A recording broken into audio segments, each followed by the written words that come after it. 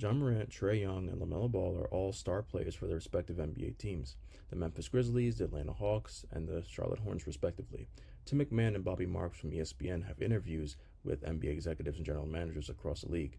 One exec said, "I wouldn't want any of them." Another one, "They all might have negative value." And a Western Conference general manager added, when there are these sorts of unwanted superstars, sometimes they end up getting traded for each other. I wouldn't be surprised if that happens in this case. The negative value in these kind of examples and talks may sound harsh, but it is understandable, as I will explain. The NBA is a superstar league. They have all the power, and they have the most leverage in pressure situations. They also get pushback when their teams don't perform. Despite the glamour that involves these players, something is changing in the league. Their value is slowly dropping off. Ja Morant is a star player for the Memphis Grizzlies. He's in his prime, which in the NBA standards mean he's between the ages of 25 to 32.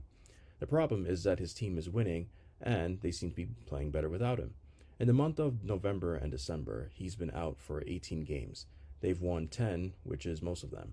Injuries are a big part of his career, are a big part of this, and he's been missing the end of the 2024 season with a season-ending shoulder injury. John Trae Young, on the other hand, has missed 22 games, and his team has won 14 of their 22 while he was out. Injuries not only affect just Trae Young, Ja Morant, and LaMelo Ball. It's rampant around the league, with its faster pace, and stars are getting injured more and more, but most superstars are getting injured more frequently, lessening the investment teams are willing to give.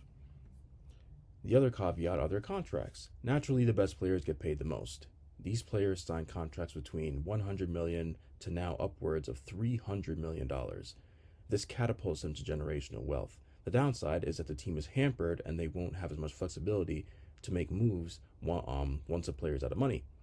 And recently, this has been a detriment to teams across the league. In the 2023 offseason, a new collective bargaining agreement was put into effect. This put a financial cap on how much a team can spend.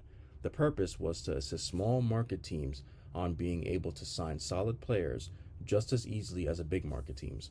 Role players, on the contrary, are more affordable, and in recent years can be counted on far more significantly. They are rarely injured now, and the NBA has shifted a core focus instead of one superstar to save us mentality. The takeaway from this is that the NBA is an ever-changing league, far more than football and baseball. There was a time where one superstar was all you needed to contend. Now that isn't the case. Injury, spending, uh, injury, spending capability, and roster construction are all crucial to building a successful team.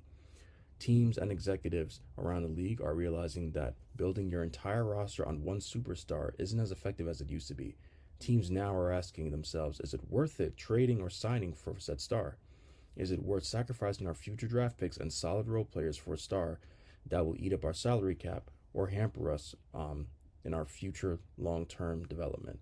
The true power of the superstar is gradually fading away.